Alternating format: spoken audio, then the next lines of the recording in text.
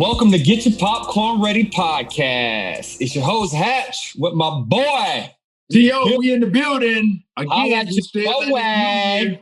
Yes, right. We still in this new year. So hope everybody's had a happy holidays. And I'm wishing you right now, again, a Merry New Year. So it's still January. So we're going to wish y'all a Merry New Year up until, let's say, May. Has everybody taken their Christmas stuff down? Is it still doing that thing? I'm guilty. I'm guilty. I still man, take your stuff down, man. I still have my Christmas tree up. It's gonna be March before you take that stuff down, bro. I need some help taking my tree down. Can someone help me take my tree down? There it is. Somebody hit us in the comments and help T.O. take his Christmas tree down, y'all. It's almost April. You know what I'm saying? Yeah. So in the building today, we're going to talk some basketball, some NBA basketball. We have an NBA legend, not just an NBA legend, but a New York legend. We have Mark Jackson coming to the stage on Get Your Popcorn Ready podcast today, right? Yeah, no doubt. Mark Jackson, NBA coach, as you said, Hatch, NBA legend, went to St. John's, good friend of ours. I'm looking forward to definitely talking some basketball with this guy. I know it's probably more me and him talking basketball. Wow. You're just going to be listening in, just trying to get some nuggets that we're going to be dropping today. So, hey, man, keep your hands ready if you can do that. I know you're a receiver, but keep your hands ready because we're going to be dropping some nuggets and dropping some dimes today, homeboy. If you want to talk about dropping stuff, you definitely drop more footballs than me in your career, hands down. That's right, but I caught more of that. Doesn't matter. This is true. But yeah, Mark Jackson, 17-year NBA veteran. Again, grew up in Brooklyn, had the opportunity to have a full scholarship to go to St. John's, which is his hometown college university, and then he got drafted by the New York Knicks. And from there, he played for the Clippers, the Pacers, the Nuggets, the Pacers again, Raptors, Knicks, Utah Jazz, and ended his career with the Houston Rockets. And then after that, ladies and gentlemen, he went on to be the head coach of the Golden State Warriors when Steph Curry and Klay Thompson were just babies and Draymond Green were just kind of getting into their groove. And then by some horrible circumstances, he got let go. And of course, the dynasty was built from there. But yeah, looking forward to talking to Mark, talk about some basketball, some bubble, NBA stuff, and then new stuff coming up for 2021. So there it is. Get Your Popcorn Ready podcast coming up from the Hall of Famer T.O. and your boy Hatch. Don't forget to subscribe on the Himalaya app or if you get your podcasts. Yes, sir. Definitely subscribe, share, give us your feedback, comments. Definitely, if you want to see the video version of this, the content that we're sharing with you guys, the knowledge that of the people that we're having on this show, definitely you can go to my YouTube channel. That's youtube.com/Terrell Owens. There it is. And also, ladies and gentlemen, do not forget to also subscribe on the audio version, because we know we're getting a lot of you guys to subscribe to the YouTube channel, which is great. But again, subscribe through your Spotify, Apple, Himalaya as well, because we need the audio subscription. It's different from the YouTube subscription as well. So show us some love, give us both. Appreciate it. Coming up. Yeah, Mark. No doubt. Definitely subscribe and give us that feedback on the audio versions of the podcast. We definitely need your support. We need the continued support of all you guys that are, tuning in every week.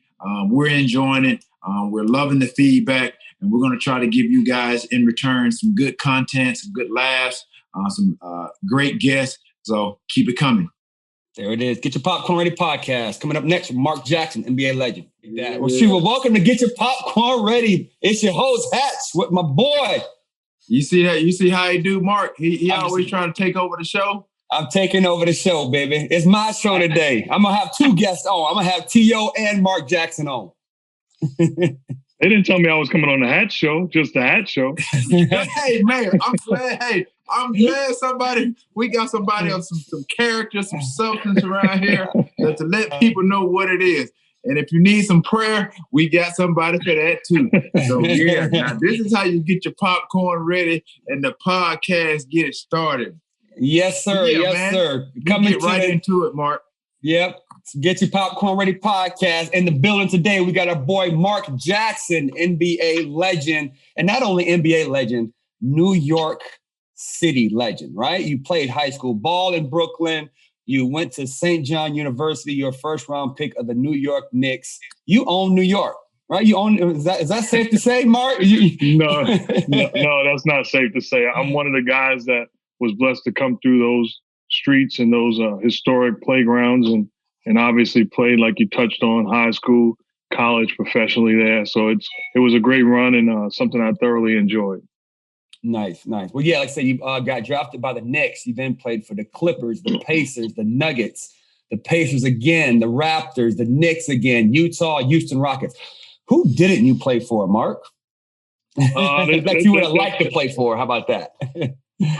Nobody. I believe that I was, with the perfect situations for me and great teams that had some very historic runs. Unfortunately, didn't have an opportunity to win it all, but was part of some talented teams and developed some incredible relationships that last a lifetime. Yeah, you just said something that I can relate to. Playing a sport, you having a passion for it. I wasn't by any means considered a New York legend or anything like that. Didn't grow up in New York City, but you didn't win it all. Is there something about you that regret that you didn't win it all, or is that something or teams that you felt like had opportunities to win it all, but just didn't? It just didn't happen. Well, I'm talking to two guys that's very familiar to what it takes to win it all. So I'm not speaking a foreign language. Mark, there's you're talking to one guy that knows. Mark, no. Yeah, you're right. Talking to me. You're right. Talking to me. That's me. I ain't trying to hear that. Go ahead, Mark. No, I will say this. It takes a whole lot to be in a position to win it all. There are guys that today are recognized as champions that we know good and well, basketball, football, nothing about them is championship other than the fact that they happen to be on a championship team. Right. They don't have championship mentality. They don't have championship attitude, approach, commitment, competitiveness. So I don't look at that as defining me as not a champion. A champion to me is a guy that grew up in Brooklyn, raised in Queens, that had a dream. And all of a sudden you go from that dream at 7 years old to being the worst player at 7 years old on your basketball team, scoring 1 point an entire season. And then 3 years later, you're the best player on that team. I humbly submit that's a championship. That's a champion to me. So I don't recognize that at all. There's so many guys that win a championship and then they feel empty. You look at the great Deion Sanders. He talked about winning a championship and then wanting to commit suicide that same night, wanting everybody else to celebrate because it didn't complete him. I'm complete as a man and as a guy that had a dream as a kid. So just like you guys, I'm well aware of the fact, especially when you talk about T.O., it can't be disputed, a top 3 receiver, and I'm being kind, of all time in the history of the game. Don't tell me he's not a champion. A guy that played on a broken leg in a Super Bowl and was the best player on the field. Don't tell me he's not a champion. Absolutely. Oh, wow. So speaking about that, that deep desire, you're a kid, right? You sound like you were self-made. You went out and you put in the work, right? You got better every single year until you made it to the NBA. So is that championship mentality taught to you, or did you just inherit that through your work ethic?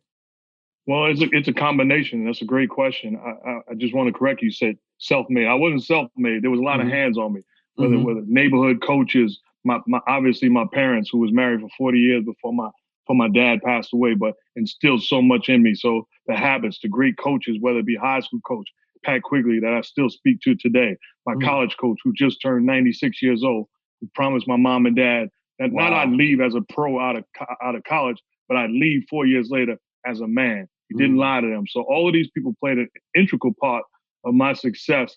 And then the work ethic. I was fortunate enough to play, like you guys know, having OGs, having veterans that instilled stuff in you and showed you how to go about practicing and preparing. All those things played a valuable part of who I am, not just as a basketball player, but as a man today.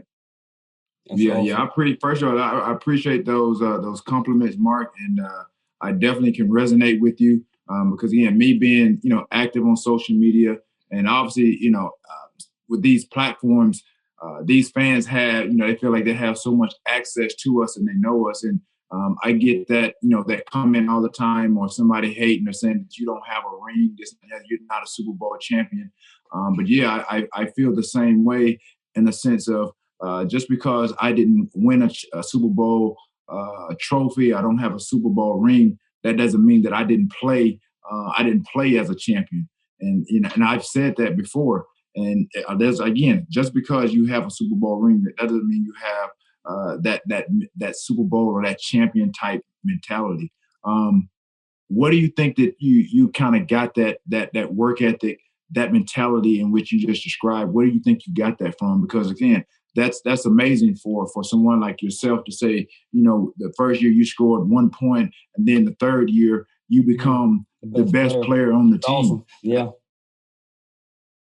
Well, where it came from, I always was a guy that was a gym rat.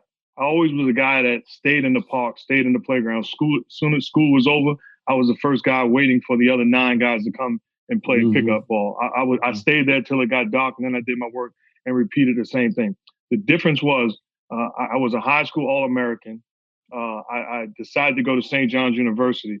I went to St. John's University, and I'm from New York City, so I'm all thinking I'm that dude. Mm-hmm. I get there the first day of practice, and I promise you, I did not belong on the court. High school All-American, New York City zone, going to the school in his hometown. I didn't belong on the court. I realized right away, I got to find the best player. The best player was Chris Mullin, Hall of Fame basketball player. I recognized that he was a gym rat too, but he wasn't just a gym rat. He was a gym technician. So while I was going through the legs, behind the back, taking garbage shots, making, jelly layups and all of that, he was in there jab stepping, shooting jump shots, imagining a dude defending him. So it changed my approach. And what we did every single day is he was a great jump shooter, but limited as far as his ability to handle and make plays and get to his own shot. I was a great playmaker, but limited in my ability to make shots. So I played tight on him and forced him to be a driver one-on-one every single day. And he played back off of me, forcing me to be a jump shooter. So it was iron sharpened iron, and we worked on each other's weakness and improved one another. And if I had not gone to St. John's, had not ran into Chris Mullin, I wouldn't have made it to the league. Wow, that's crazy. So being at St. John, right? So was it when you were at St. John, you were the king, right? Like you're home. That was a dream come true. But when you go to the Knicks, now you're still in New York. Like, how was that transition from, again, you found your Chris Mullins in college. Now, who was your Chris Mullins when you got to the NBA?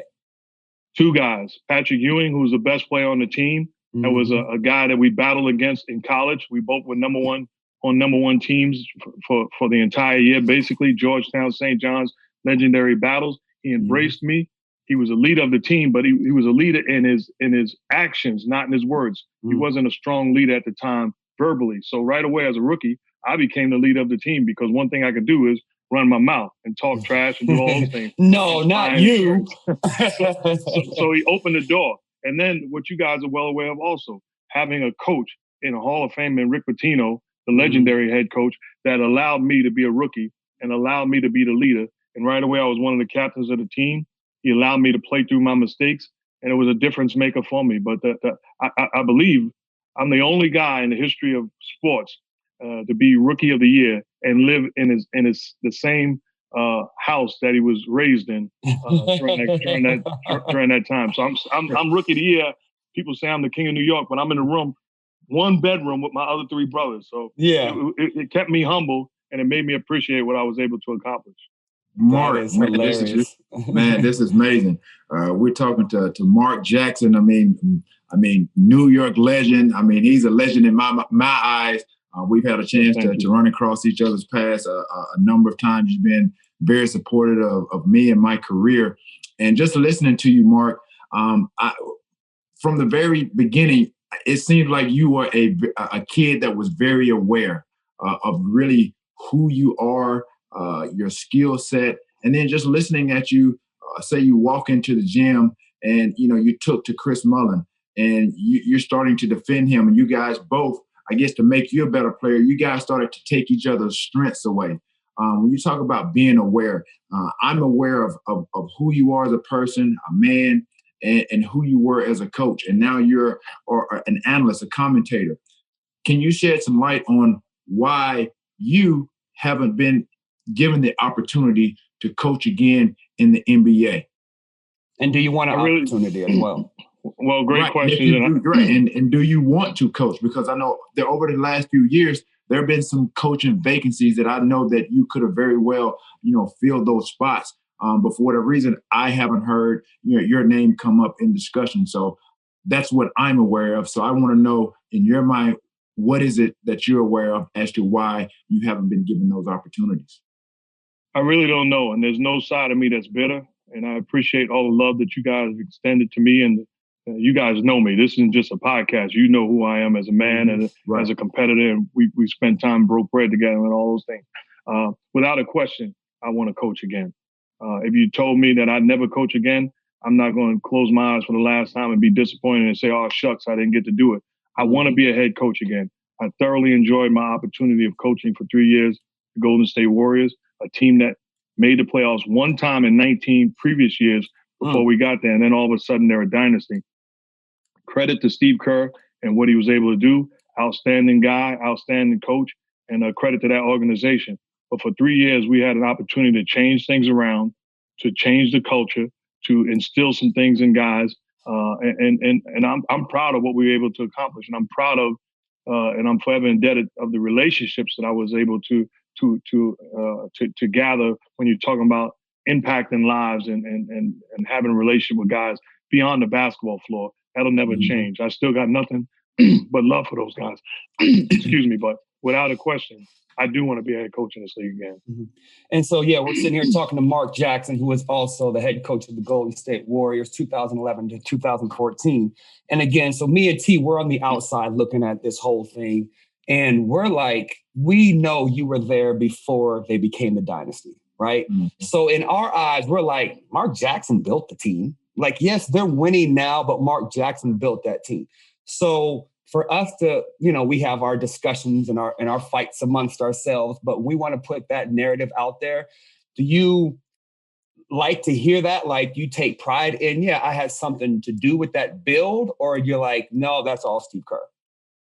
No. And I humbly submit, Steve Kerr knows it's not all him, and I know it's not all me. Steve Kerr did a great job of taking it from where it was and propelling it to where it is, without a question. There's no hate. He's been nothing but outstanding to me and showed me love. Have respect for him. He has respect for me. This is not about Steve Kerr. This is the 3 years that we were able to be at the helm, and it's just not about me. You're talking about having a guy like Steph Curry, who is the face of the franchise, that if you had a choice to pick who you want to be a face of your franchise, he'd be on that list of being the guys, to be an example as a person, as a professional, as a competitor, everything about him. When you're able to draft guys like Draymond Green and Harrison Barnes and Klay Thompson, those things play a factor. Nobody does it all by themselves. And it took a process for those guys to go from rookies that didn't know as much as they know today to propel them to where they are today. So it's credit across the board. My assistant coaches across the board. So every factor, ownership, management, the decision makers. It's not about me. The whole culture, the entire culture changed. And I'm just fortunate enough that I played a little part in it. The frustrating thing for me is, even though I appreciate all the love that everybody extends to me, like you guys talked about, and T.O. can attest to this, because I watch him in the gym, and I watch him as a man, how the narrative is controlled as far as what type of individual you are. Are you kidding me? You can. I'd rather you say that I can't coach a league. Don't talk about me as a human being, as a man. I take pride in being a man. Talk about I can't coach. I'm horrible at adjustments. I'm horrible defensively, offensively. All of that you want. That don't affect me. But don't tell me that I'm a bad human being. I take too much pride, and I'm too much committed as a man, a father, a husband, to allow that to be the narrative. Absolutely. And so, T, you play with T, you play with me, right? So we can go back to our Calabasas days, right? We played Calabasas for years. No, hold on. I played with y'all. We cooked you. Whoa. Hey, so this was the next question. Getcha Popcorn Ready podcast. Y'all heard it right here. That ain't got that. So, who is the best defender in the gym then, Mark? Who's the best defender in that gym? You can't think of nobody else's name besides me, so you have to say me right now. I don't even. I mean, who comes up with a question like who's the best defender? Yeah, because I'm going. Right. Who's the best defender? You already know where if I'm playing with Mitch Richmond and Jalen Rose and Mark Jackson, I can't say I'm the best player. So I'm trying to get him to say I'm the best defender.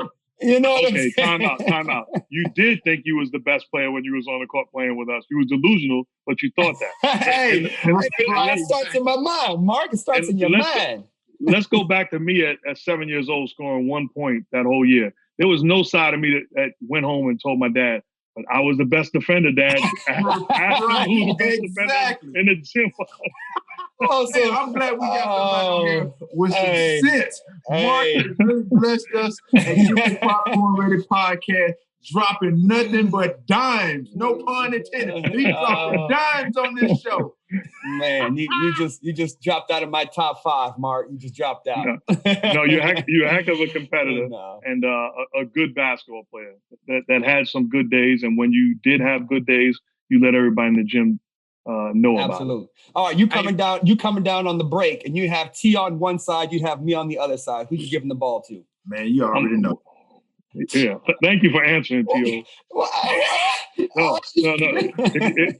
If you have a Rolls Royce on one side, and with all due respect, a Volkswagen on the other. Wow, cut. Hey, everybody cut this one off. Oh man, I love it. The Volkswagen is reliable and it's nice, but it's not a Rolls. Ladies and gentlemen, I ain't no Volkswagen. I'll let y'all know that. Hey, man, first of all, Hatch, you need to stop, man. You digging yourself a hole. You cannot get out of. Just stop while you're ahead. I'm coming up. I'm coming. I'm gonna keep coming. Oh my God, this is crazy. But Hatch, I like what you I like what you alluded to when you talked about, obviously, like I said, Mark, coaching the early youngsters and Draymond and Steph Curry, and then Steve Kerr inherits the team. It's similar to that if you think about it, that 2003 Buccaneers team. You remember when Tony Dungy had the team, got fired or what have you, and then Gruden came in. John Gruden came over, and then I think he feels a certain way, because I just saw a clip of something him saying that he kind of feels a certain way, that the fact that they let him go. John Gruden inherits that team, and then they win a Super Bowl champion. But Mark, you talk about the young guys like Steph Curry and Draymond. Did you envision, and I know I've heard you say that you saw the greatness, a little bit of that greatness and flashes in Steph Curry. Steph Curry played in the Southern Conference at Davidson. That's where I played. I played in the Southern Conference. A lot of people don't know. Not only did I play football in the Southern Conference for UT Chattanooga, I played basketball as well. You was on the team for UT Chattanooga. You was on the team. If that's the case, if you want to say that, I can echo those same sentiments with you and the Minnesota Vikings. You were just on the team. So back to my point, Mark. Where Steph Curry is right now, and he has blessed the NBA. He's the face of the Warriors. Definitely could be one of the top 3 faces in the National Basketball Association. Did you envision him being where he is right now? And then just the fact that he has extended his range well beyond the NBA range. Well, I certainly did envision him being a spectacular basketball player. He was already an incredible shooter of the basketball, so he had that gift. I watched him because I had the pleasure of being a teammate of his dad when I was with the Toronto Raptors. I played with his dad, who was a great shooter, and I watched Steph. Dale Curry. Dale Curry. Yeah, exactly, Dale Curry. But I'd watch Steph and Seth, his brother, who's now playing with the Philadelphia 76ers. I'd watch those guys as kids come in after practice and shoot and play one-on-one and be around. So you thought that he got a chance. And then I had the opportunity to call, because once a year we would do a college game as NBA announcers. And we went to Duke, and Duke was playing against Davidson. And I watched Steph Curry be defended, manhandled, game plan, strategy against, boxing one, all sorts of defense. And he was best player by far on the court against a Duke team that was loaded with McDonald's All-Americans and All-Americans. But I knew right away he could be a big-time player in the NBA. and having the privilege of coaching them. I think that the key thing was because they had a culture that wasn't conducive to winning and an environment that didn't really do him justice. So you had to clean out some of that stuff. And once it was cleaned out, I mean, he just give him the credit. He was a great worker, a great guy, incredible inspiration for so many. He took the ball and ran with it, no pun intended. I'm proud to have coached him, but I knew right away because our first year we made the playoffs, and then we wound up playing in the second year. We wound up playing a Denver Nuggets team that was the 3 seed. We was a 6 seed. They won 57 or 58 games. Mm-hmm. We went into the playoffs hurt and not fully loaded. We beat a 3 seed, starting three rookies, one second year player, and a veteran. And you're talking about Steph Curry, Harrison Barnes, Draymond Green, Fessa Zealy, and Klay Thompson. I mean, you're talking about guys that you got guys that had no business in a playoff series, and you know what it takes to win. You not only have to have the talent, you have to have the experience and not being afraid of those bright lights. So those guys, give them a lot of credit. But it was really an honor, and I knew right away they was going to propel themselves to greatness because of the competitive spirit, and you didn't have to beg them to go into the gym. You turn the lights on, you're going to find those guys in the gym, whether it be during the day or at night. So it sounds like you're speaking. We can't ignore the fact, Mark Jackson, that you were the coach at that time as well. Right. So, yeah, they had obviously the skill set, but you had to put those guys in positions to defeat that number 3 seed. So we're going to give you your roses. We're going to give you your just due because you have to put those players and really you have to really coach and then prepare these guys going into a series like that and let them know that they can win, when the outside world is not looking or expecting them to win. Yeah. And it sounds like you're speaking a lot about their character, right? It's the character of the locker room. So put your hat on as Steve Kerr right now, right? What would you do with Steph Curry didn't come to practice for 7 days, a whole week, maybe 10 days. I know it's not in Steph's character that he would never do it. Klay would never do it. But how would you handle that the way, see what Steve Nash is going through right now and handling the Kyrie Irving situation? Yeah, with the fortunately with Kyrie's back and playing, and that hopefully is they've gone past that. I can only speak of what I know, and what I would do in that situation is sit him down and have a conversation with him. I can't guess. I can't say, well, where's he at and what's going on. I want to develop a relationship with him where he's comfortable to talk to me. If his issues is he doesn't like the way I'm coaching, or he doesn't like this team. Or he doesn't like the way that things are going in America and he wants to make a statement. Whatever it is, I have no problem with it. But we have to have dialogue so that there's an understanding. So many guys in this world and in this league and in professional sports and in life want to win. The problem is the ones that want to win on their terms. If you want to win, you want to win regardless. So if I'm talking to Kyrie Irving, I want to understand him and get him to understand that it's not just him. If this was boxing or tennis or golf, then it's an individual sport where nobody pays the price for your individual decisions. There are guys that's making a commitment to me, to you, to us as a team, and we have to understand the priorities and what they're putting on the table. If they're going all in, I need you to either go all in or fold. But I need an understanding by having constant dialogue. Super Bowl Sunday. And yes, we air every Tuesday. We don't air on Sunday because Sundays are special. Right? Sundays used to be God's day. Now it's the NFL's day. And speaking of NFL's day, we have Super Bowl Sunday coming up in a few weeks. Right? So ladies and gentlemen and pigskin fans, the moment you have been waiting for all season is right around the corner. And DraftKings, the official daily fantasy partner of Super Bowl 55, is bringing back their golden ticket giveaway with up to $55 million in prizes up for grabs. All you have to do is get your share of these huge prizes and enter DraftKings free Super Bowl prediction challenge. Once you submit your picks, you will get a free instant prize up to $25,000. Yes, ladies and gentlemen, that's $25,000. And if you have the most predictions correct, you could win the top prize of $1 million. Download the app now. Enter a free prediction challenge. Answer questions like, who'll score last, and boom, get ready, make it rain. DraftKings has paid out over $7 billion, that's billion with a B, to its players since 2012, so they know a thing or two about big paydays.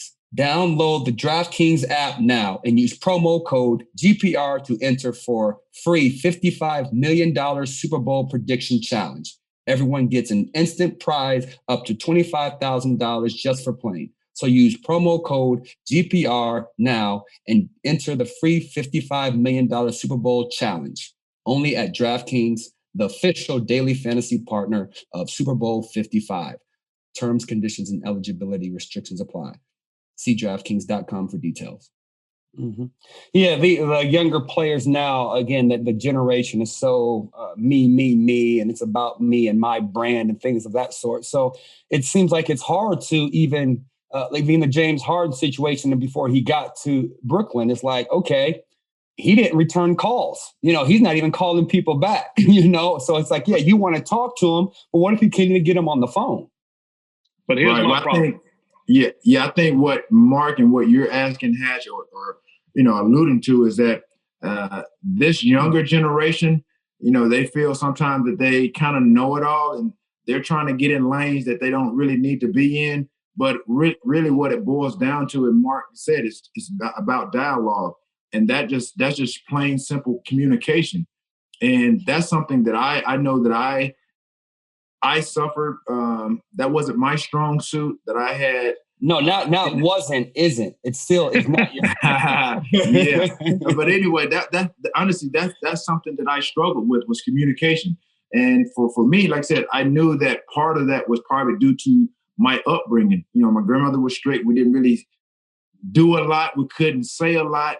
I was sheltered in a sense. And so now I get into this world of, of sports, professional league, and I'm having to deal with business people, my teammates, this and that and the other. And I didn't know how to really function in a sense. And so there were things where I was just more or less, I was quiet, I was to myself. And I think, I see a little bit of that in Kyrie, and he wants to try to, again, really, I guess, address some of the social issues and the changes and things that are going on in America, but really doesn't have a blueprint or a map in how to handle that. And I think that's where he's struggling. And as Mark said, I think his approach should be, okay, let's have some communication. Let's sit down and see what the issues are. But the way that he's going about it is not the way that, like Mark said, it's going to be conducive for everybody on the team. But yeah, if you was an individual and you played an individual sport, then yeah, you're going to be responsible for the consequences that you're going to have to deal with. But yeah, go ahead, Matt, with your rest of your question. Did you just call one? That's a mixture of Mark and Matt. Right. But to piggyback what he just talked about, if we're talking about James Harden, an all-time great talent, a guy that's in the MVP discussion for the last 5 years, there has to be some accountability, ownership-wise or management-wise, how we allowed this to fester. We allowed him to have a voice and do him all these years. Now all of a sudden you're mad when he does him. So it goes both ways. And the Kyrie's, getting back to Kyrie, one thing I'd say to him is, man, I didn't know you bought George Floyd's family a house.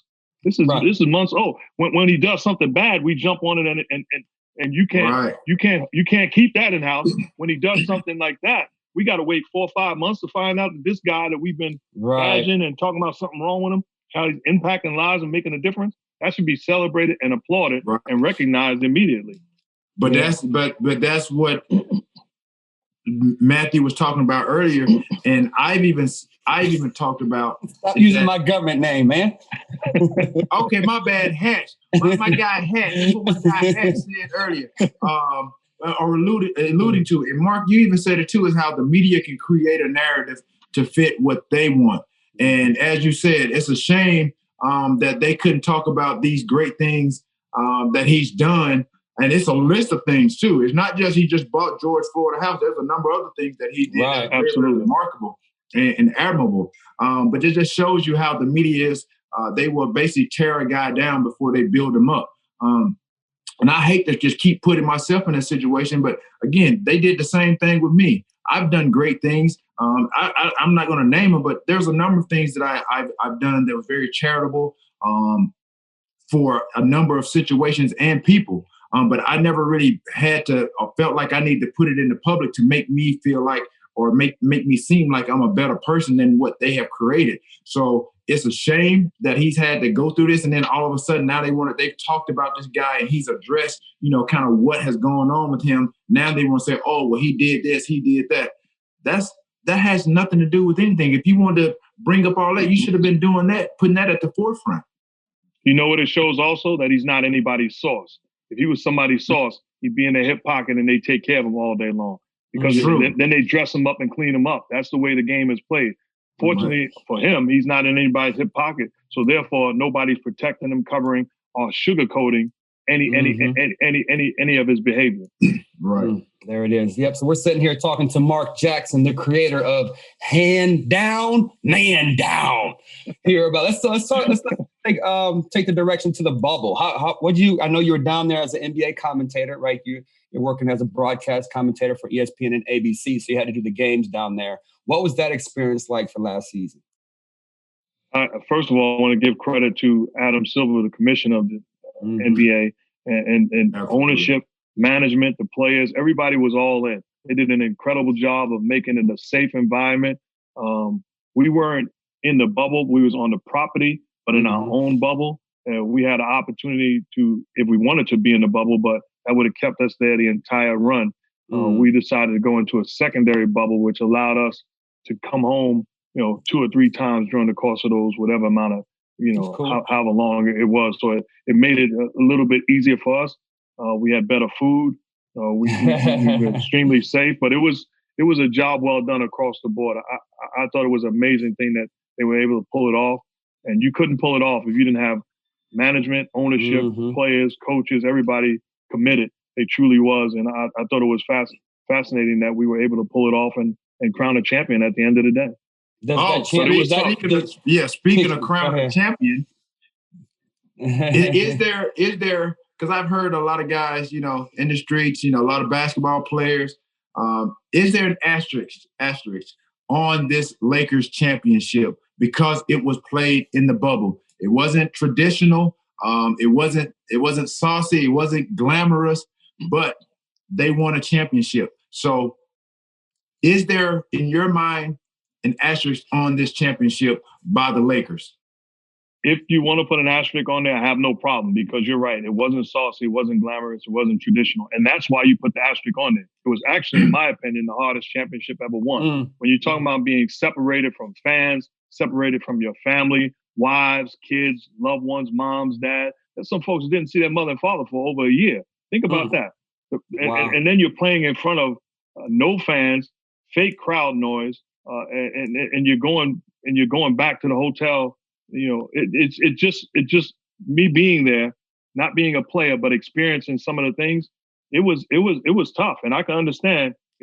Fortunately, I'm an older guy that's experienced things, and I'm much more mature. But you put me as a 22, 23, 24-year-old guy, I'm locked in like that. That's a whole different animal. So I give those guys a lot of credit, and I believe that if there's an asterisk, it's one where the Lakers should be recognized for winning the hardest championship in history, in my opinion.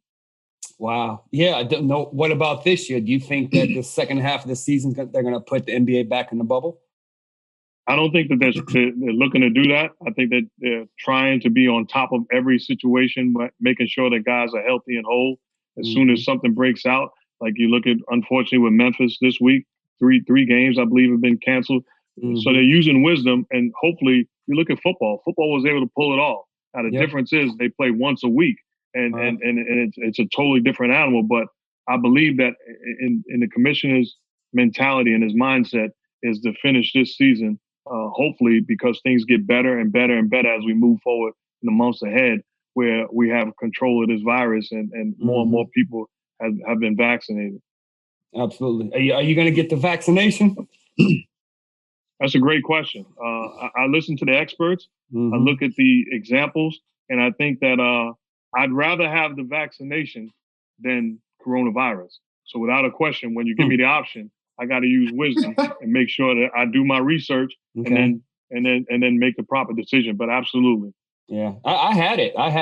Nick and ET had it at the same time. I don't know how. I hadn't seen them in like 8 months, but yeah, really? I didn't. Again, it was like maybe 3 or 4 days where I was like really tired, and I lost my sense of smell, lost my sense of taste, but I didn't have any other symptoms really. Like that was it. Like no really sniffling, nothing else. So it was kind of weird. I felt off, but I didn't feel sick. That was the catch, and I didn't have it for that long. I'm so glad that you guys are great. I'm so glad that you guys are doing well. Oh man, yeah. I it was something that I've never really experienced before. I contracted a virus. I went on an impromptu trip to visit, see some friends in Tulum, and I was pretty cautious for the most part, wearing my mask, this and that. And then when I got back, I left. I got to Tulum, Mexico on a Friday. Came back on a Monday. Monday evening, I was cool. Tuesday, I was fine. And then I had some friends that were supposed to be flying back to Miami that Wednesday night. And I got a call and they were like, yo, it was like a group of us. They was like, one of the guys that were on the trip with us, he just called me and said he tested positive for COVID. And I'm like, oh my gosh. And so I hadn't really started feeling any symptoms. And she asked me, she goes, yo, what's your temperature? So I checked my temperature. It's like 100.2. So I'm like, oh my gosh. So then the next day, Thursday, got a test. Wasn't ready for 48 hours. But on Friday, I took a shower. I had started kind of feeling some symptoms. That's when I knew that I had it, because I took a shower, started freshening up, and I couldn't smell anything. And then, Mark, when I tell you it went straight downhill from there for about 7, 8 days, I was done. I was floored. Body aches, chills, everything super sensitive, loss of smell. Really didn't have an appetite. Man, I was down for literally like almost 14 days. And I lost probably almost 10 pounds. But I'm thankful that I was able to, again, quarantine, basically isolated myself. I didn't go out of the house or turn the TV on probably for about 7, 8 days, because I was sleeping for literally probably like 18, 19 hours every day. Wow. As Ash mentioned, you're sluggish, you're tired. And that's one of the major symptoms of having it. He was way worse than me, Mark. I call him and he's like, man, I ain't doing too good. All right, man, get your butt up, man. He was about to go to the hospital, man. Get your butt up. When I tell you it's real, it's real. And I've never really gotten sick. And if I'm sick, I'm only sick for maybe a day or so. But when I couldn't really do anything, I could, Mark, I slept on my couch. I couldn't get up. It was joints achy, body achy, everything. But yeah, and that's be careful. Yeah, that's what I think about, because that's not everybody's testimony. You think about 2 prime athletes. One guy battled it for a couple of days. The other guy battled it for 14 days. There's 400,000 people that lost their lives. Absolutely. That's why, to me, I get calls like, yo, let's go grab a bite, or let's go do it. We're not doing nothing. I'm not putting myself at risk. I'm going to do what I'm supposed to do to make sure I'm in the best possible, give myself the best possible chance to not acquire this nasty virus. Absolutely. Yeah, so you have to give those basketball players. Yeah. I mean, I commend those guys. I mean, you think about it, they played that shortened season, abbreviated season in that bubble, and they had no cases. So they basically kind of set the blueprint really for these other sports of really kind of how to do it. And it's really on the players.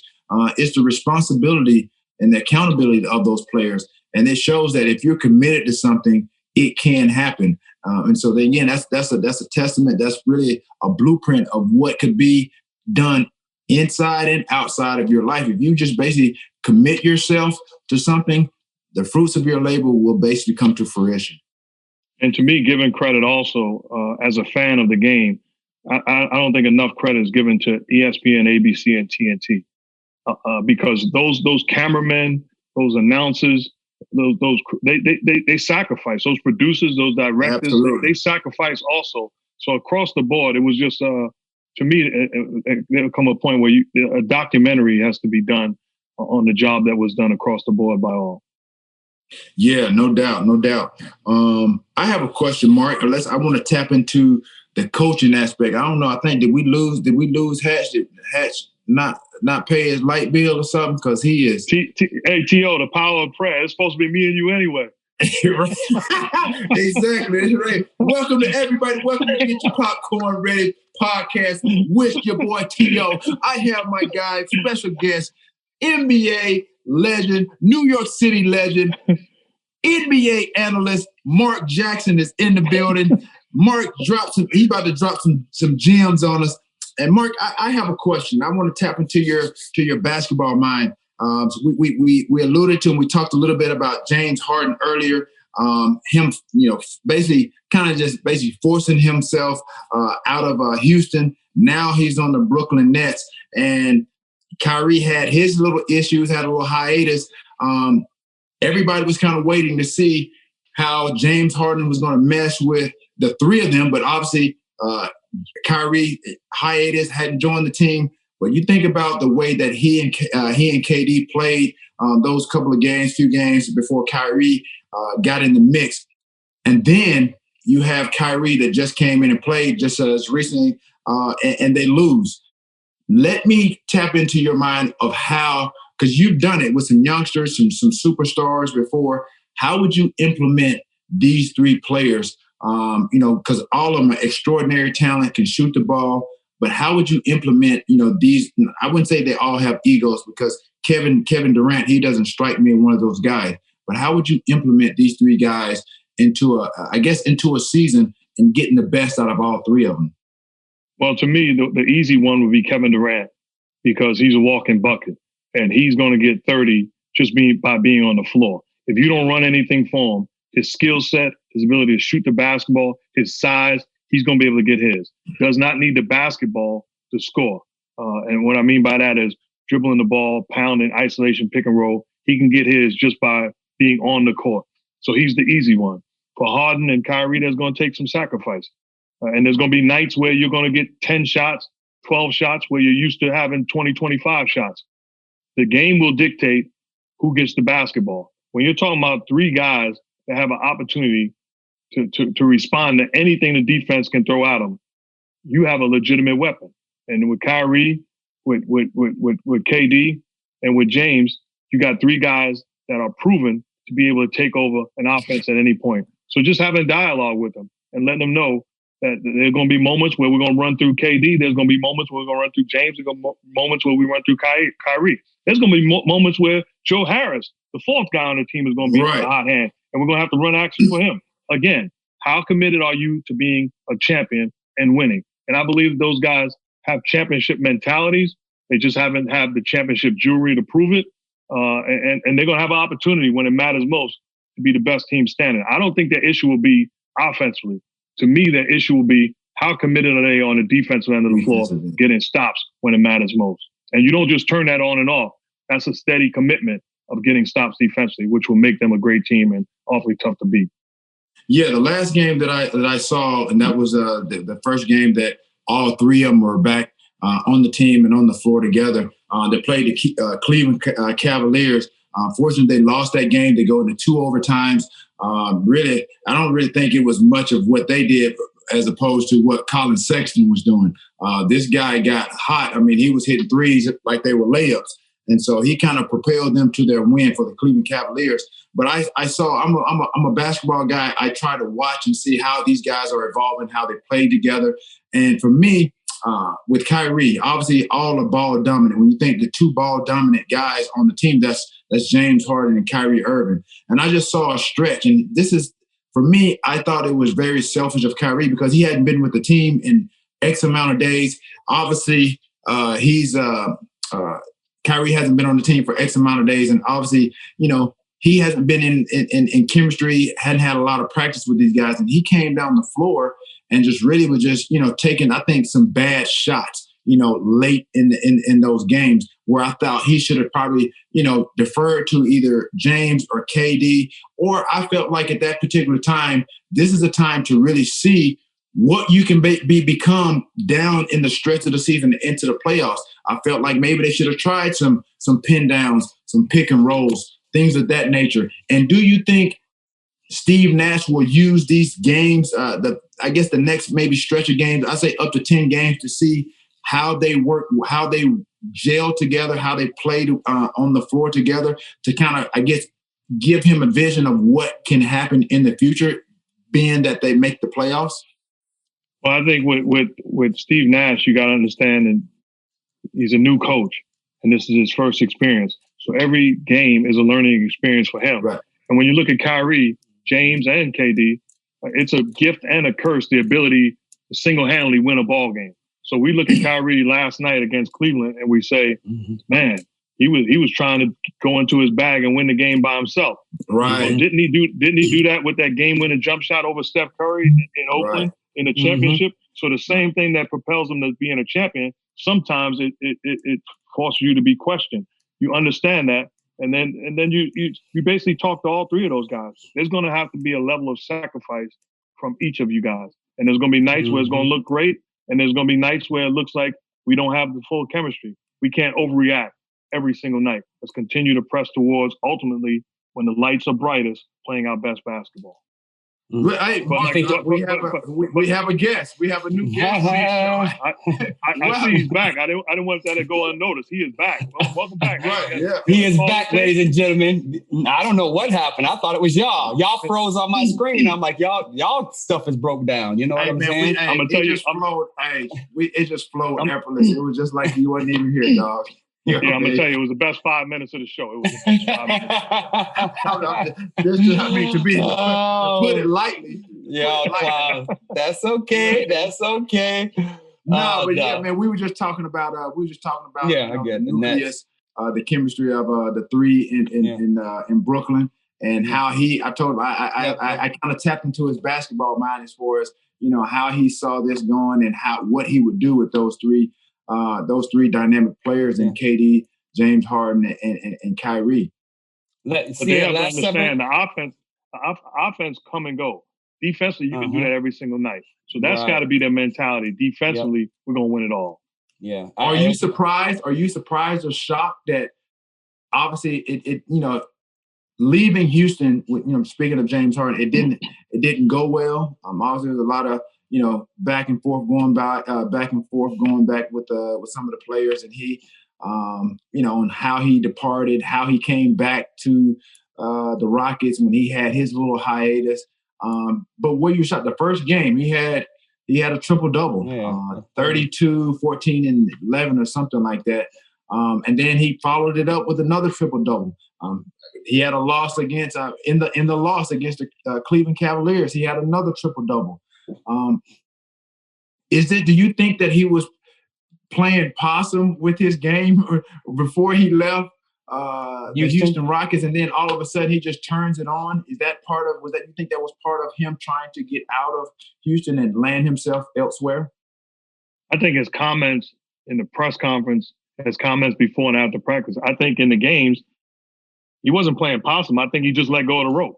So he wasn't as engaged that he no longer wanted to be part of it. And that's a huge piece of the puzzle. If I want to get up and go to the gym and I want to give work, that's totally different if all of a sudden I'm just getting up and I don't feel like putting on my sneakers. I get to the gym, you're going to be like, yo, Mark going through the motions. It's not a decision that I made. It's just my mentality. As soon as I woke up this morning, I didn't want to be part of it anymore. And I think that's the difference with the James Harden that we saw at the end of his time in Houston. How bad, as a coach, how bad does that hurt the locker room when you have one guy in the locker room on the team not just going through the motions? He can sabotage you. And if he's a 12th man, maybe it don't affect you as much. You can overcome it. When he's the clear best player on the team, that's going to damage you. You have to make a decision as an organization. We gotta get the best we can, either by talking to him and getting him out of this funk and wanting him to be part of it, or we have to just cut our losses and make sure we maximize what we get in return when we trade for him, which they did. I don't know old school mentality. I wouldn't have sent him to Brooklyn, his desired location or destination, doing him a favor, giving him a chance to win it all. I would have made sure only way he goes to Brooklyn is if it's the best possible package that I'm getting in return. That's the only way I'm sending him to Brooklyn. And they didn't do that. I don't think so. Do you think are they going to challenge the Lakers? Do you think they can challenge the Lakers, or will they even make it to the conference finals? To me, I watch games every single night and I cover games and all of that. I have not seen a team this year where I think that team can't be beat. So I wouldn't automatically put the Lakers in the finals, even though they're the favorite and they're the best team. I think they can be beat. And the same way when you talk about Brooklyn and the Eastern Conference, I think that they are a favorite when you talk about those 3 home run hitters in the middle of their lineup, but they can be beat because of their flawed on the defensive end.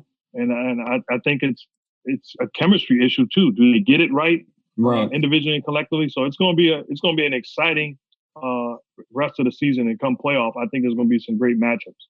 Yeah. Absolutely. You talk about commitment and to not only just the offensive end, but the defensive end. And just as you alluded to, nobody really saw a couple of years ago the Toronto Raptors winning the championship with Kawhi Leonard being there his first year. That was something, like I said, they had to develop some chemistry, and he had to develop some chemistry with those guys, those nucleus guys, and then take that into the playoffs. That's not, Mark, that's not easy to do. Everybody has to buy in. Everybody has to be committed. And obviously you got to have some superstar players. And then there were some guys on different nights that showed up. Some nights it was it was Siakam. Some nights it was Lowry. There were times, like I said, Kawhi, he hit the big shot. Right, exactly. He hit the big shot in the corner against the Sixers to put them over the hump. When you think about, again, where we are now, the year after the bubble, and as you said, anybody can get beat. And I'm especially, you talk about out of the East. There are some great teams in the East. You got the Boston Celtics. They played well last year. They're not playing particularly well this year. But I think once the playoffs roll around, they'll get dialed in, and then they'll start competing because, as we all know, well, I ain't going to say we all, I think me and you know, Mark, that the regular season and the playoffs is a big difference because it's a half-court game once the playoff starts. And then you think about the Milwaukee Bucks. I think that's where they're going to struggle because you talk about Giannis. He plays well during the regular season, but he struggles in parts of his game that's really not conducive to the half-court game. He's going to have to develop mid-range. He can't two-step his way to a championship. That's why I feel like they're going to struggle. Who out of the East you feel like is going to represent? Like you said, it's anybody's team, but you watching basketball every night, if you had to make a pick, who's coming out of the East? And we all know that out of the West, the Lakers are the favorite. Who do you see the two coming out of the East and the West for the championship? Well, the Lakers are the favorite in the West. The Clippers are a dangerous team, right? Because they have talent and the ability of having, especially 2 guys. Lou Williams got to get his rhythm back. But when you look at Kawhi and Paul George, the ability to take over games and be the best player in a series, they have that. So they're a dangerous team, along with other teams in the West that if they get hot, they can beat. They can beat the Lakers or the Clippers. When you talk about the East, I think it's wide open. You talk about the flaws of Giannis and his inability to take and make jump shots or mid-range game. But they did a better job of surrounding him with talent and proven guys. So will they finally get over the hump and be able to make plays and take the challenge of elevating their game when it matters most? Boston is a team. Is Kemba Walker going to be healthy and whole? Because now all of a sudden you got Tatum, Brown, and Walker, the ability to take over games. So there's some teams that, when you look at Philadelphia, Joel Embiid with Doc Rivers. Joel Embiid, to me, is not, with all due respect to Jokic, and he's a great player, averaging a triple-double, but Joel Embiid today is the best big man in the game because I got no answer for him because I have nobody that can defend him. He is too strong, too skilled, too talented, a guy that can post up and also shoot the 3 and be dominant on the floor. So I think I don't know if there's a clear-cut favorite in the East and West. I think there's a bunch of teams that's dangerous. And when you look at Brooklyn, you talked about Kawhi with Toronto. Well, Kawhi was a clear-cut number 1 option. It was a pecking order, and everybody understood it. Imagine if I was a football coach, an offensive coordinator, and I got T.O., Jerry Rice, and Randy Moss. Who's the number 1 receiver? Everybody states the case, and they got a legitimate case, but I got to send a message that you got to buy in and do it by committee and understand that some nights it's going to be T.O., some nights it's going to be Jerry, some nights it's going to be Randy. Or we committed to win it all by sacrificing individually and collectively. And I think that's going to tell who wins it all. Well, let me ask you this. I love this Luka guy. Love him. What is Dallas missing that is going to get them over the hump to go on a run, to go on a dynasty run, that 3 to 5 year run? Well, Luka's a guy that will one day win an MVP. Absolutely. He's a top 5 talent in this league today. He is an absolute home run talent and a franchise guy. To me, when you look at that Dallas Mavericks team, Porzingis being healthy is going to be key. They need him to be healthy. They need him to be able to play minutes, extended minutes, because he's a matchup. He's a matchup problem. At 7'3", another guy that can ISO, handle, shoot the three, got size. So Luka needs another guy on the floor, and Porzingis is that guy that creates matchup problems. And if he's healthy, they're a different team. Okay, got you. Okay, let me get you some basketball stuff. I want to put you back at the point guard for a little bit. So you're the point, right? So give me your all-time favorite starting 5. You're the point guard. Who's your 2? Who's your 2 guard? I'm not the point guard, because if I'm picking a starting 5 all time, I'm not putting myself in there. Well, no, but I'm not that arrogant. This is not you. I thought I was talking to T. I'm sorry. You're right. I'm talking to Mark. You're right. Mark, let me rephrase that. Yeah. So, Mark, who's your top 5 starting 5? Man. And I got one after this for you too. So again, who will go? So who would you point at the point then? Oh my goodness! You know what? Magic Johnson. Mm-hmm. That's your point guard. Okay, who's gonna be your number 2? Figured I know this one. You go put Michael Jordan. Yep. Okay. So who's your number 3? Small forward ish. Man, this is tough. That's where it gets. Yeah, man, it's tough, Mark. We ain't gonna sugarcoat that for you right here. We ain't gonna give you no easy streak. Okay, start over. Okay. Top 5. To me, Magic Johnson is the greatest point guard that's ever played the game. Okay. And so I say that to give you my top 5. Okay. Wilt Chamberlain at the 5. Wilt at the 5. Way to get some respect to the Wilt. Wilt the I mean, I think that needs to be said, because a lot of guys like myself, we didn't really see Wilt play, and that's what was missing with some of these youngsters that try to put everybody that they've seen play in their top. Yeah, that they see in their top 5. So they just feel like, out of sight, out of mind, that they're not relevant. But you have to go back in history sometime to really, solidify what we're seeing today. And I just changed my 5, because all along, before you ask this question, I always ask myself this, and I had a 5. But just this moment, I've changed my 5. So Wilt is my starting 5. Okay. Michael Jordan is my starting 2. Yep. Okay. Kobe Bryant is my starting small forward. Ooh, okay. I love it. Respect. And who's at the big? Who's your number 4 at the big forward? The 4 and the 4 and them. I'm changing the game, playing today's rules, and my starting power forward is Kevin Durant. Ooh. Y'all go average 200 a game. Magic at the point. Jordan. No, I didn't say that. I didn't say that. Okay. Nah. As my point guard, right, but I am putting LeBron James as my starting point guard. Wow. Ooh. LBJ, Jordan, Kobe, Durant, and Wilt starting 5. That's a heck of a lineup. That's a heck of a lineup. Okay, I got a harder one for you though, right? So you can only start one, bench one, or cut one. And you go hate me for this one, dog. Start one, bench, cut. Bench one and cut one. Steph Curry, Reggie Miller, or Larry Bird. Wow. Start one, bench one, cut one. As a player or shooter? As a player as a shooter. As a shooter. You got 3 seconds on the clock. You coming down, and he's sitting in the corner. Hey, you thought we were just some football players over here. Hey, Mark, we coming with that heat. You better get your popcorn ready, Mark. Get it ready. Start one, bench one, cut one. You got Steph Curry. You got Reggie Miller. You got Larry Bird. Yes. I'm about to pull a hatch and disconnect for about 5 minutes. And there you have it, ladies and gentlemen. We have just lost Mark. Get your popcorn ready. As soon as he gets back, we will resume the show. No, I'll Reggie, I've been alongside of him, so I know his greatness. Absolutely.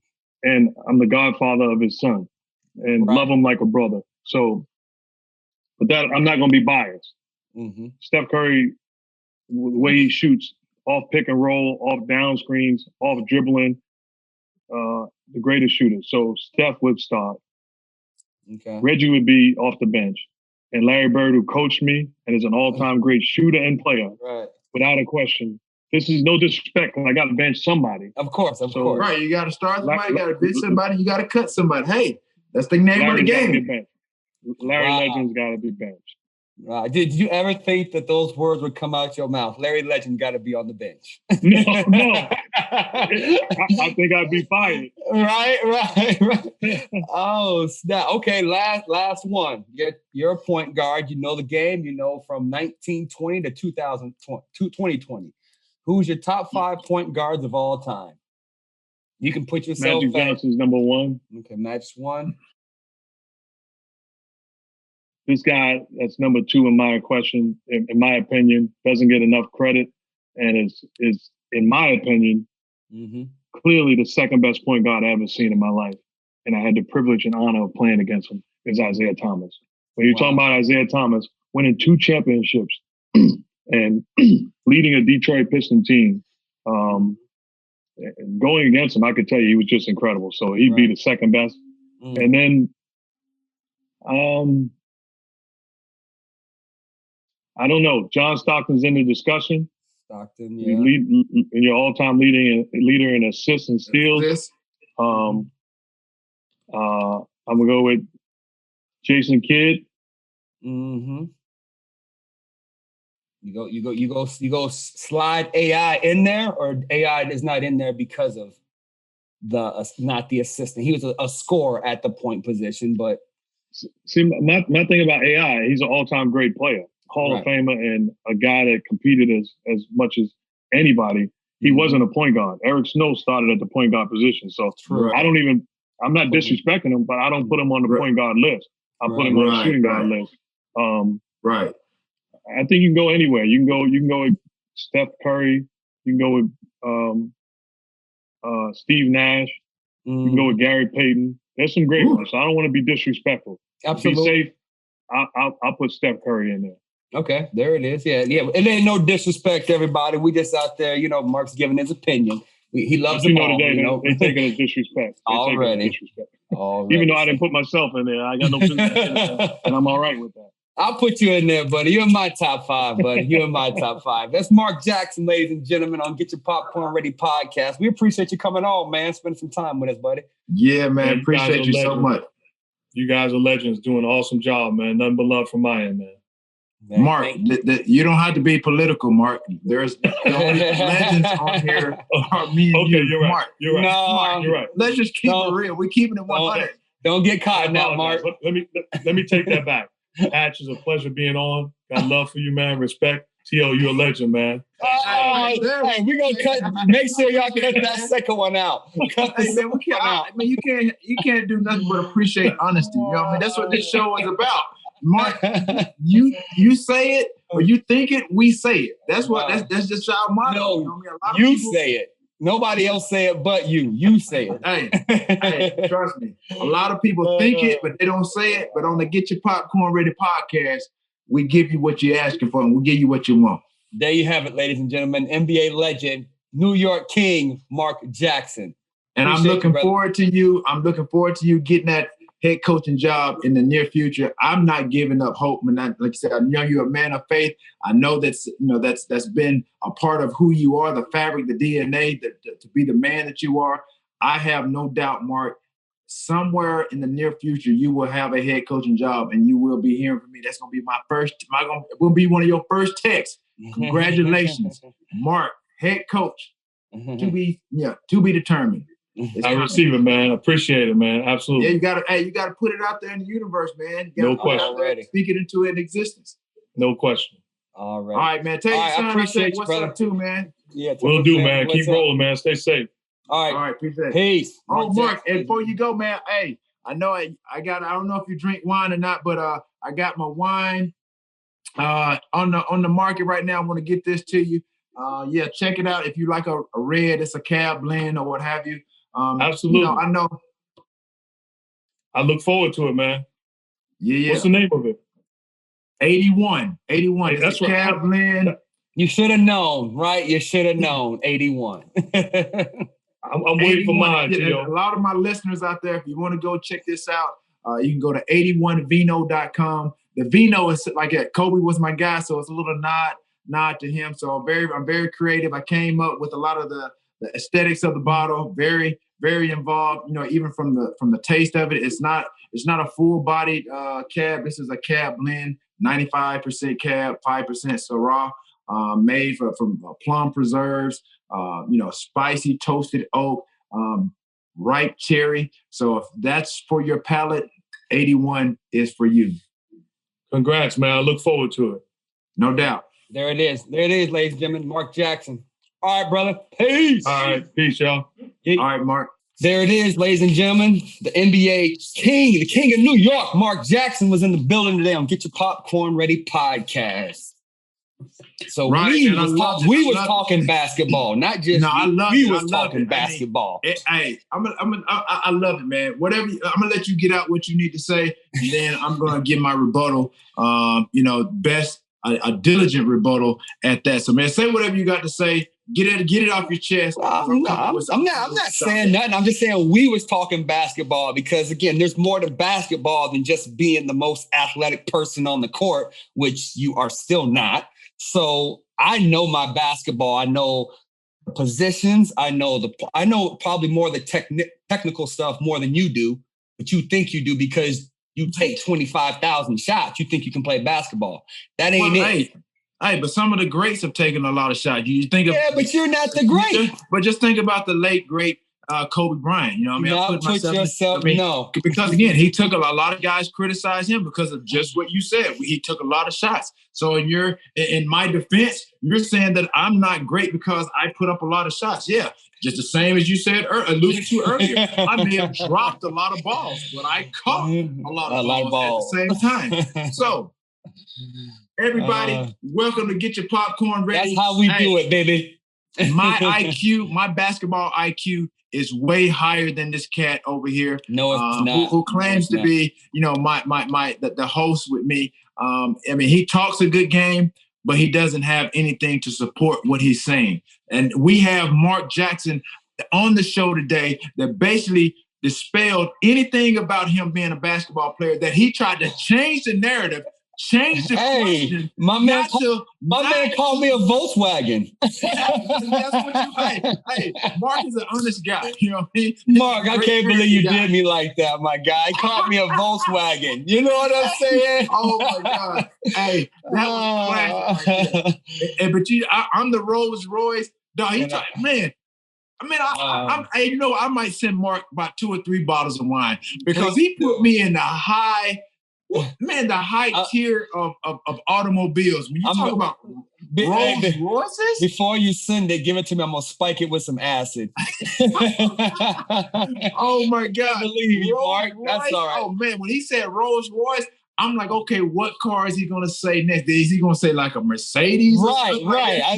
Is he gonna say like a? My man went to a bug. Bentley. Man, you're a Volkswagen, dog. Yeah, I'm gonna get him back for that. That's all right. But no, we appreciate you coming on, Mark J. You say showing up some love. It's the old homie. Again, we used to go to Calabasas and have battles. Just for our listeners that are tuning in every week. Hey man, quit bringing up basketball question as to who's better or whatever, because right now I don't know how many guests that we've had on and you've asked that question. Better. You are over. You are over. You haven't won any of these debates as far as basketball. I don't need to win any debate. Yeah, you do, because no. The debate is every time to the point. No, but if me and you are on the court, that's what settles it. I don't care about nobody's opinion, dude. You done changed the narrative now to like who plays better defense. Who says that? Who asked that question? Because you've already in your mind, everybody has already established for you, in which Mark, like I said, he's not a doctor by any means, but I will agree with him. You're a bit delusional. You're a bit delusional in your approach to who's better in basketball. But the fact that you've even changed the narrative to now, because you've already accepted that you're not a better basketball player. If you're in the gym with 9 other NBA guys, right, who's played 10 plus years, you're probably not the best basketball player in the gym. Would you agree with that statement? Right? There's 9 other NBA guys that played 10 more years or more. That's at the gym. I give you that. So all I was saying, like when we played out in Calabasas, it was all NBA guys. So I couldn't say I was the best, because then I was really going to sound delusional, even though I really wanted to say that. But I was going to sound delusional. But even if I was one of those 9 guys or in the gym with those NBA guys, you still wouldn't be the best. You still wouldn't be the best. If me and you are in the gym, I'm going to be the best. No, you're not. Like I said, you're delusional. Mark just basically agree to disagree. Okay, that's always going to be a constant with us. Always. That ain't going to change, ladies and gentlemen. Just sorry y'all had to hear all that banter back and forth. Right. That's what we do. So let's get to what's really at hand right here. Let's get to the segment that I always enjoy. This very, I think, educational, reflective of the entire show, and that's our 3 and out. And our 3 and out is really kind of a summation of what important things that kind of just stuck out or struck us during the conversation. And so, number 1, what do you think it would be? I would say it would be the time that I guess he got to St. John's. Yes. And he saw Chris Mullin. He gravitated toward Chris Mullin, and he saw that, Chris Mullin, he's a fundamental. He was a technician, a good shooter. And he realized, Mark himself, okay, well, I'm not a great shooter yet. I'm more athletic than Chris. So when they defended each other, he said his words were iron sharpens iron. So he took away Chris Mullin's strength and vice versa. Chris Mullin took away his strength, which was Mark's athletic ability, his driving ability to get to the basket. And that's how he got better as an athlete. And I think, especially for the younger athletic listeners out there, when you guys are trying to go to the next level, you're going to have to find a mentor in what to do and how to do it, and use that person as, get all of those questions answered on how do I get better or how do I become great, because there's probably somebody already there who can help you throughout that process. So I appreciate that story from Mark as well. So then I think the number 2, I think how he said that as him being a head coach and looking for other head coaching opportunities in the future, that he's still not bitter on what happened to Golden State, but at the same time, don't have the wrong narrative out there about him. Is right. The narrative about his coaching is one thing. A narrative about his personality is something totally different. Yeah, no doubt. And I can empathize with him.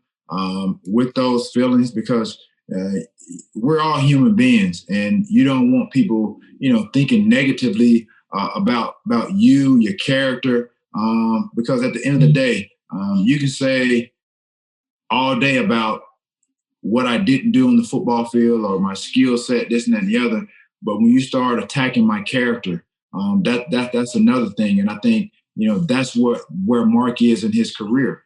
At the end of the day, if he never gets a coaching job, again, he said he's not going to lose sleep. But the fact that, you have people behind closed doors and they're creating these whisper pods and creating this narrative that he's some type of bad individual, that's not cool. Just tell the guy that he can't coach. And I think it's more accepting and to go on with his life, but to continue to have someone of his basketball mind, his experience on and off the basketball court, and he was once a head basketball coach. Yep. And to not be able to secure an NBA head coaching job, I think is a travesty. It's a shame. Absolutely. And our third one up for our third 3 and out segment, I would say again how he when you asked if there's an asterisk by the Lakers because they won it in the bubble, and we're thinking because no fans, it was an easier path, but in his opinion it was a harder path because of the mental the struggle that they had to go through of not being around friends and family and things of that sort. Right. Yeah, I found that very interesting. I didn't know that he was going to go that route. To say that, if there were, there would be an asterisk, that would be the reason why. But the fact that, again, he, along with his colleagues in the booth that was calling the game, the network, everybody involved, that basically had to sacrifice. None really had to sacrifice like those players who obviously had to be away from their families for a number of months. So that was it was refreshing to hear. I think it was good for fans that really don't know much about basketball, didn't know really kind of what it was like to be in that bubble. Mark gave us an inside kind of look with sharing, how his experience was with the bubble. But again, he knew, like he said, he don't know if he could have handled that at 22 years old. So that's very admirable of him to kind of really, take it that route, to put himself in these players' shoes, to know that, playing basketball, it's a luxury, it's a privilege. But to do it under those circumstances, it had to be difficult for a lot of those guys. Yeah, props going out to everybody. NBA, Major League Baseball, NFL. You guys are making it through seasons where, again, the rest of the world is literally locked up in their homes. So, again, we commend you guys. Keep doing your thing. Stay positive. Keep it moving. Want to thank Mark Jackson, 17-year NBA veteran, king of New York, creator of Hand Down, Man Down. Again, you can catch him when he broadcasts the NBA for ESPN and ABC basketball games. There you have it, ladies and gentlemen. Thank you for tuning in to Getcha Popcorn Ready podcast. And don't forget to subscribe on the Himalaya app or wherever you get your podcasts.